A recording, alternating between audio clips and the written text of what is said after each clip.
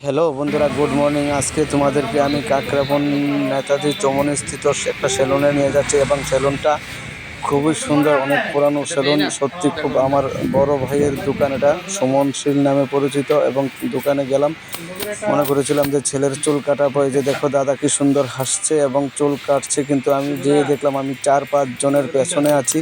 দুঃখিত বন্ধুরা, কিন্তু কি করব, চুল না কেটে আসতে হলো। কিন্তু আশা করি তোমরা সবাই এই দোকানে আসো চুল কাটা। ওই যে দেখো আরেকজন দাদা বসে আছেন, টুটনদা, তাইনাও খুব ভালো এবং সবাই খুব ভালো পরিমাণে চুল কাটছেন এবং যার যার কামে সবাই ব্যস্ত। বন্ধুরা আসো, দেখো দোকানটার মধ্যে কত সূর্য সাজানো গোছানো, সব কত সুন্দর করে সাজিয়ে গুছিয়ে রেখেছেন। বন্ধুরা এই সমস্ত দোকান থেকে তোমরা চুল টুল কাটো। বন্ধুরা দেখো কত সুন্দর দোকানটা।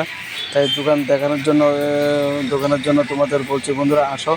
এবং এটা আমাদের নেতাজি চৌমুহনী স্থিত সুমনশীলের দোকান। বন্ধুরা আমি ভাবলাম যে আমার ছেলের চুলটাও কাটাবো এবং আমি নিজেও কাটবো, কিন্তু কি দুঃখিত আমি কিন্তু কাটতে পারিনি। ঘুরে আসলাম, আমি 5 জনের পরে ছিলাম, তাই আবার কি করব, দোকান ফেলে গিয়েছিলাম ছেলের চুল কাটার জন্য। তোমরা সেখানে আসো এবং দেখো 4-5 জন লোকও ছিল, কিন্তু তাদের পরে কাটতে গেলে আমার প্রায় 2 ঘন্টা অপেক্ষা করতে হবে। বন্ধুরা দেখো দোকানটার পরিবেশ কত সুন্দর, অনেকজন বসে আছে চুল কাটার জন্য। সবাই ভালো থাকো। আমার চ্যানেল NLB82।